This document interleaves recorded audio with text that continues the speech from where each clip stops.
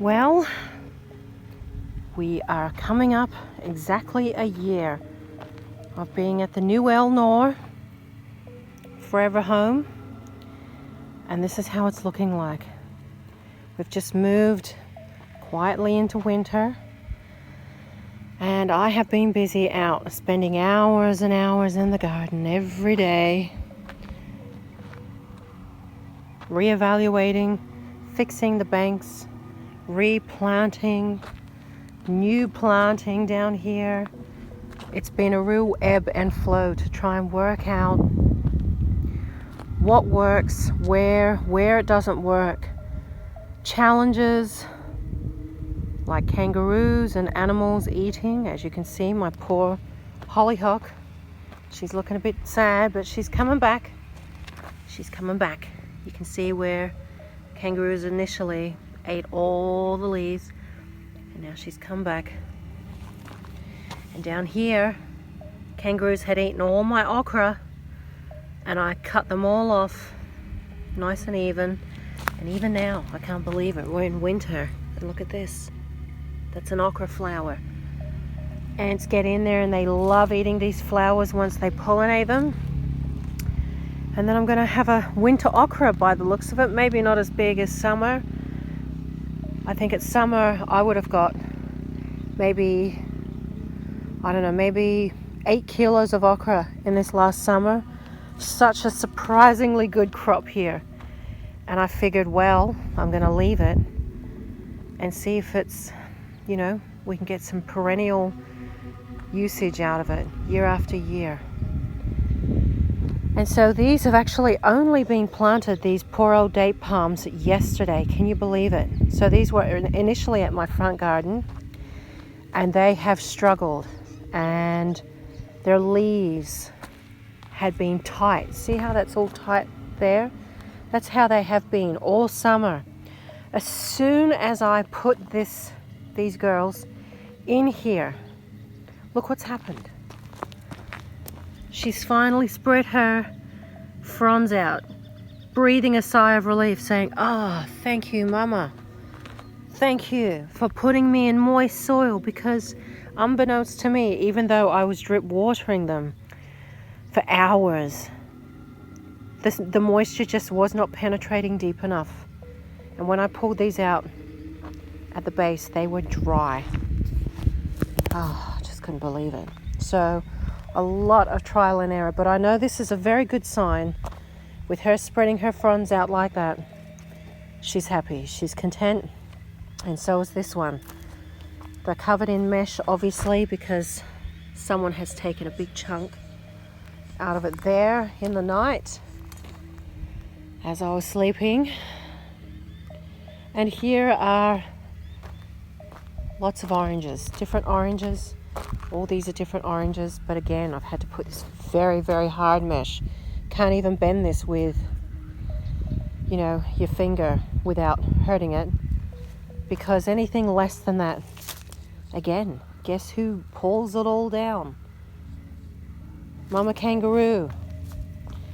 And so this last year I have been met with lots of challenges of how to salvage my poor garden, because this was just an Elysium in the summer, or springtime I should say. It just looks so beautiful. I had so many flowers, and all this stock was beautiful, purple stock. It's been a real big learning curve. This is a new little geranium garden. I've kept all my geranium cuttings in one spot so I can water them, and once they get bigger, I can break them off and stick them in other parts of the garden. But everything's going to bed now. Everything's in a dormancy. Not actually sure what this plant is, because it's actually from the original Noor, but I seem to think she is some kind of a plum. We'll find out sooner. But potentially this summer or spring when she flowers, because she's never had flowers. And it's kind of been an odd winter, because I think it's El Nino. It's a little bit of an, they call it like an Indian summer. You know, it's been quite warm and I've had some flowers coming out, which is the wrong time of year.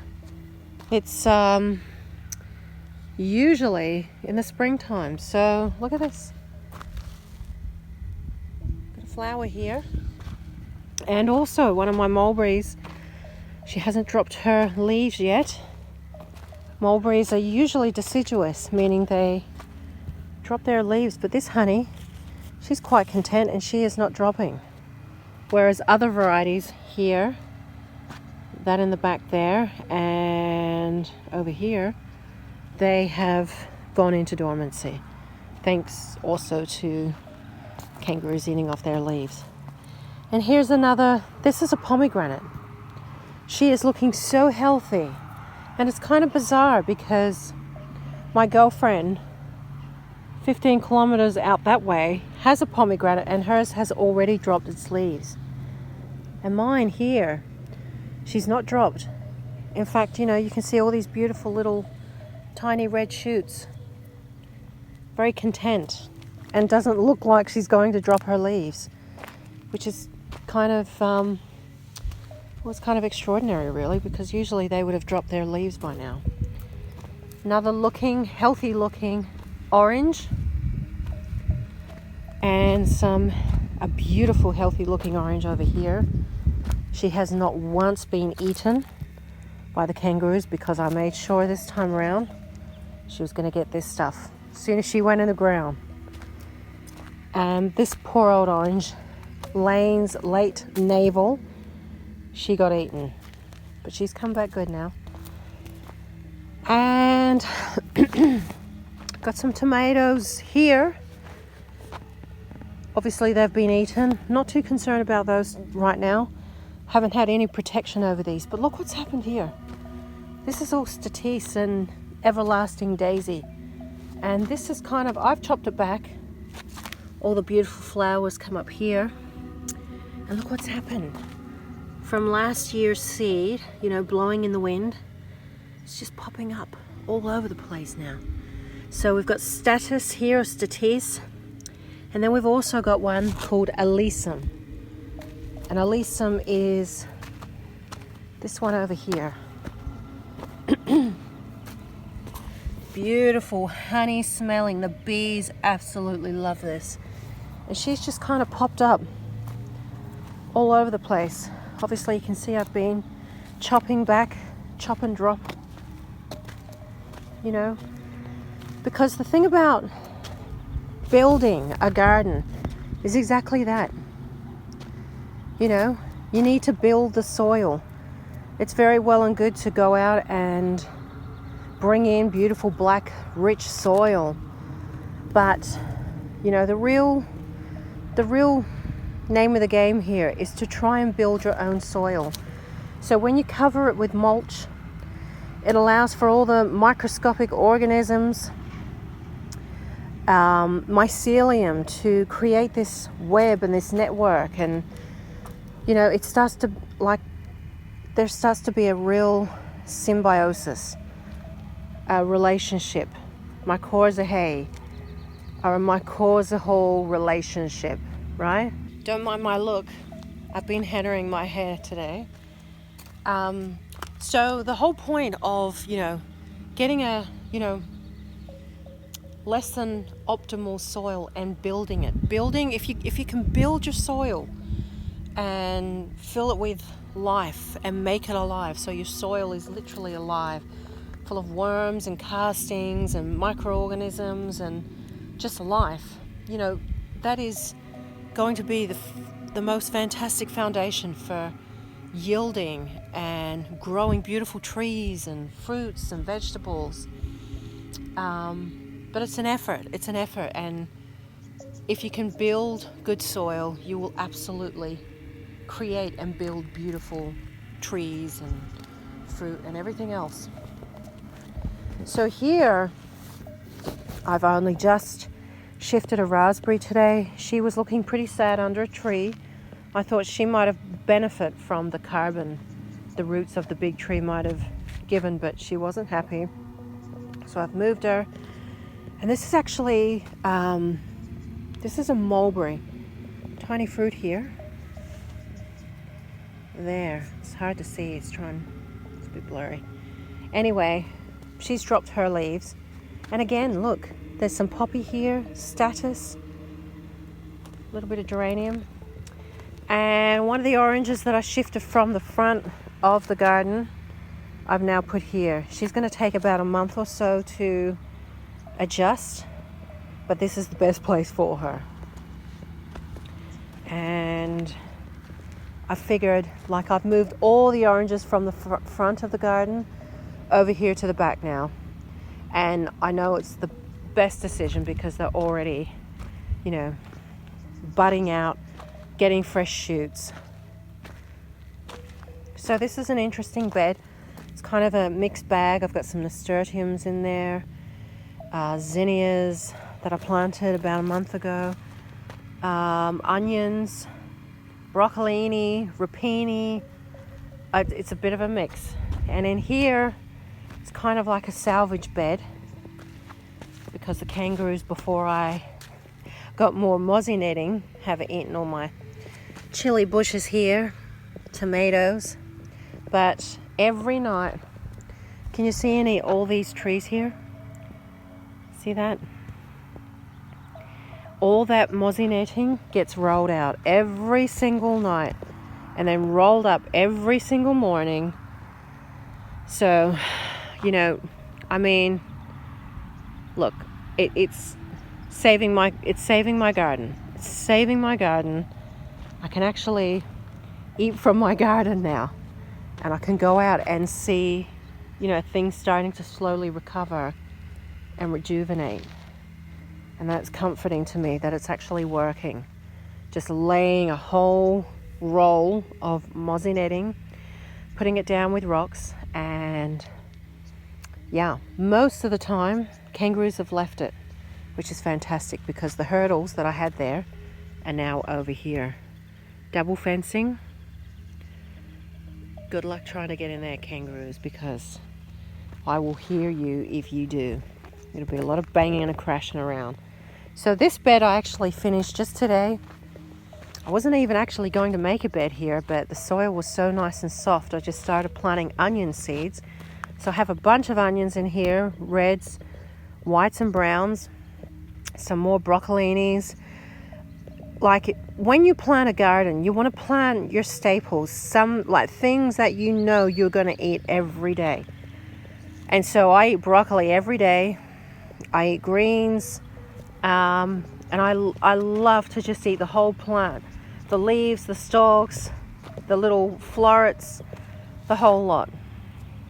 Here's a kind of old bed. Didn't do too well in the summer because the kangaroos obviously got into that. That's what's left. This little thing here. And but I've rejuvenated it, and once I start to get more shoots coming up, you know, once I get more shoots here, when I can work out where everything is, that is when I'm going to lay some mulch. I don't want to weigh the bed down too much with young little seedlings. I'll just wait till they get a little bit bigger, and then I'll come out with the mulch. And over here, I've got some saffron. Who would have thought? Beautiful saffron. No flowers yet, but I'm patiently waiting. Hopefully we'll get some. They kind of come up by themselves when they come up. Sometimes not even on the plant, they just kind of stick out. So you've got to kind of watch around. They're a little bit inconspicuous. Some poppies here. I didn't plant anything. I didn't plant anything in this bed. I'm hoping, because of the amount of poppies, sweet peas that I had here, that they'll kind of just come up on their own. And here, I've got figs. A fig here, fig over here, some alyssum that's just come up by itself. Made a little bank just to hold the moisture in, and I'll just let it do its thing. So, you know, kind of everything's in place. Everything's protected. These plants haven't been eaten for well over a month. Look at this beautiful olive. Look at her. I'm hoping she gives me some olives, you know, when the season comes. I've cut her back down the bottom to try and have her grow up, and she keeps shooting out, so I'll just leave her for now. And another mulberry here. Citrus. This citrus over here, she's not doing too well. She dropped, it was such a hard summer, and I've gone on about that. She dropped all her leaves, and I was going to shift her, but I see a little bud down there. So I'm going to leave her for a little bit and just build up her protection, like her little bank around her, little dam. Same with this fig. I've got to fix all these banks, and that's a continuous thing. Making bigger and bigger banks. This is a 3 grafted apple. Hard summer as well. I think I'm going to build bigger banks for her too, so I can give her a longer, deeper soaking. But she's kind of budding out a little bit there. So yeah, a year on. What a learning curve. What a year.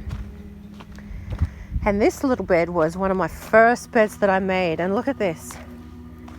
This is me. The only thing I've planted in here this year is just that little line of Romanesco broccoli, some Brussels sprouts, and that's it. This is all self-sown. Oh, and excuse me, a little bit of dill here. But everything else has just come up by itself. A bed of rocket. Are you kidding me? I have been out here every single day and I pick my rocket. I know it looks floppy, but it's because I've just watered her and she'll pick up. But I eat from this bed every single day, and oh my God, who doesn't love fresh rocket? Sometimes I get a few little, you know, crunches of dirt in my mouth, but if I've missed washing it, but adds to the flavor. So this is just wonderful, so warming and just so comforting to eat from your garden. Oh, I'm so grateful. And rocket is one of the most easiest things you could grow, people of Earth. Even if you just have a small spot like this in your yard, you can totally grow your own garden. Look, you know, small space. Look at all this. I've been eating here every day of the week. You know, and once I've run out here, hopefully I don't, but I'll go into the cage in between my sheds. Here's my beautiful plum. This was actually sent to me. Like I bought a plum. Excuse me, I bought a stone fruit tree, and they didn't have the one I wanted. They sent me this as a freebie because they'd run out of the other one. And oh my God, it's one of the tallest ones I've got. She's grown so much in a year. Well, not even, because I kind of planted them, I think, in spring. And she gave me the most beautiful, delicious red plums. And then over here, we have a 2 grafted citrus, I think. Yep, 2. Orange, Washington navel, and a cara. So a pink, orange, and a navel. And she got hammered by kangaroos this year, and she's just come back. So it is my job to protect them ever so diligently. I'm going to be fixing her bank in the next few days. And yeah, constant work, but loving work, people of Earth. Passionate work. Let me take you to the rose garden.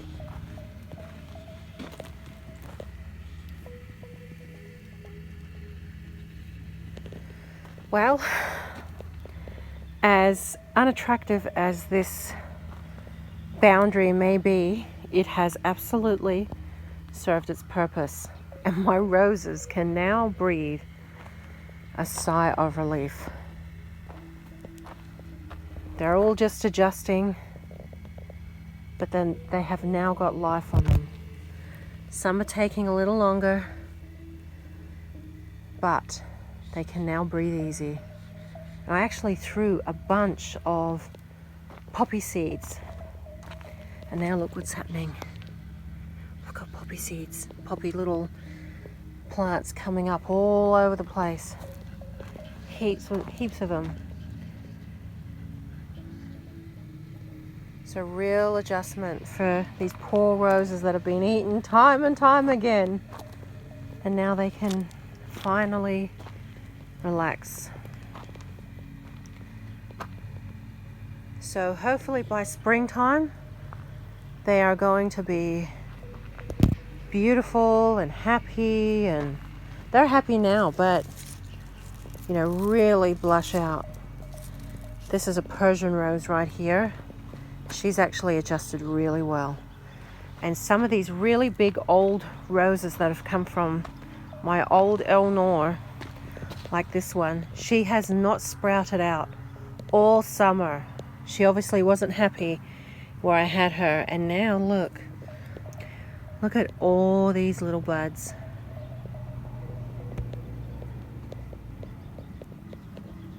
So good. Look,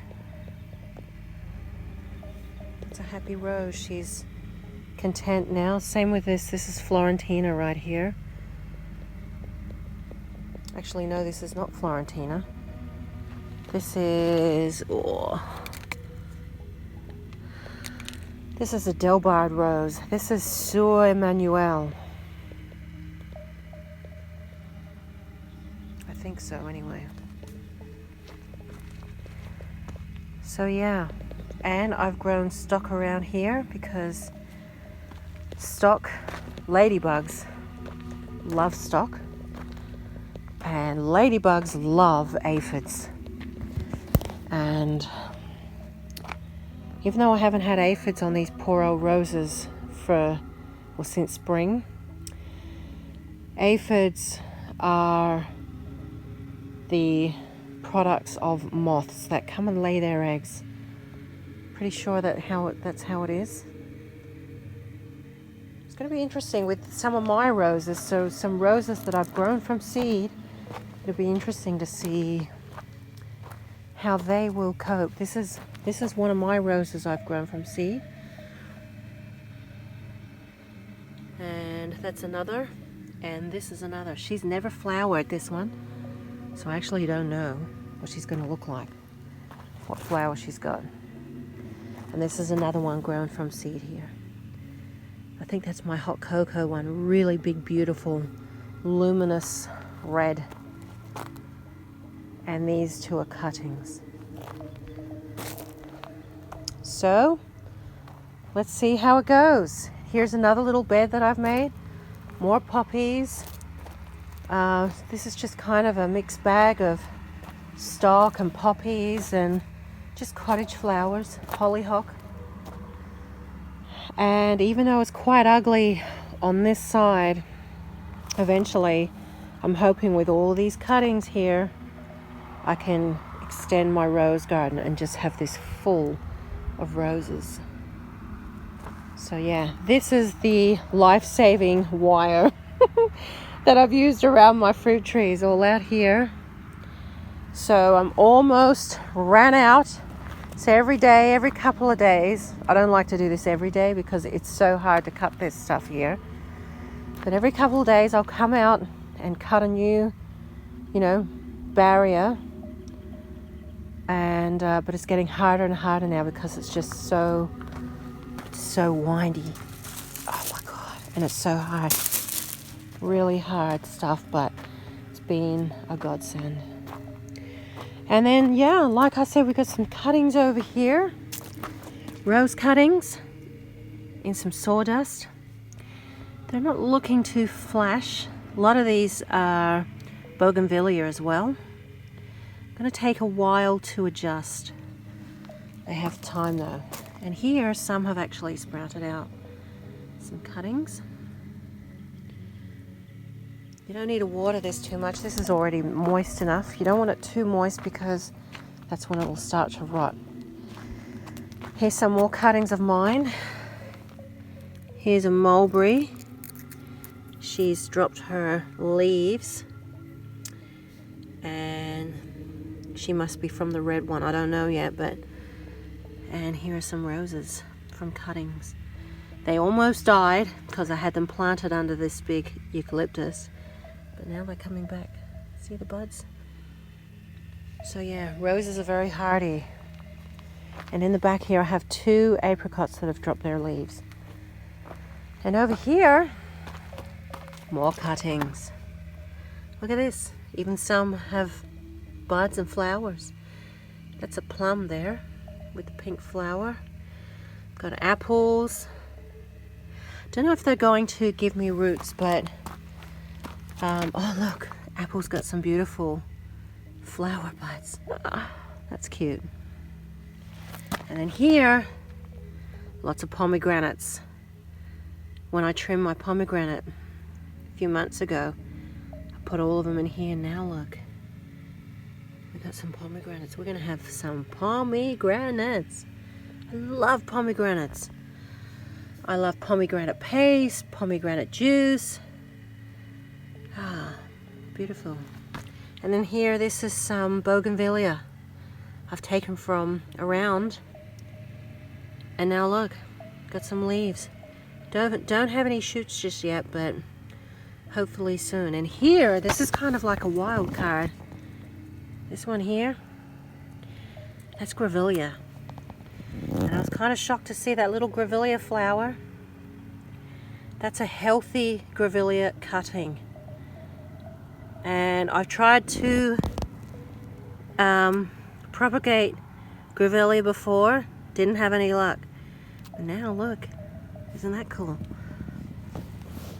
So I'm just gonna leave these to sit, because all you want to do is pull them out and see if they've got roots. Like, you get so excited, that's what you want to do, but I have got to resist the temptation. Just let them sit, no water, just let them go. So a year has passed, and there have been some failures, absolutely, but some successes as well. This is all part of it, people of Earth. This is all part of the experience. Work. So this is all part of the this is all part of the experience. Trying to work out your land and listening to Mother Earth and working out what works and what doesn't, and growing things according to your own environment, working out your soil, trying to understand more about, you know, the environment in which you live. And I am constantly learning. Even though I've been gardening for a long time, oh my God, I have been tested in this last year for sure. And it is a constant work in progress. And thank you to the universe and Mother Earth. Oh my God, we finally had some rain. Not too much, but we've had 16 mils in the last week, which is huge for our area. You know, having a whole summer without rain, and then having a little bit in April, and then having some here now in June. Like, my God, when I heard that rain on my roof, oh, the next morning, all the animals, you know, the birds are chirping and everyone's happy. You can just feel the relief from Mother Earth. It's the best thing ever. So anyway, we'll keep you updated with more progress, and I hope that this inspires you to perhaps grow your own garden and try, because once you start, you will not give it up. It's too enriching. It's too makes you feel way too good, and you feel a symbiosis, a relationship that is very hard to match once you start. Love you guys.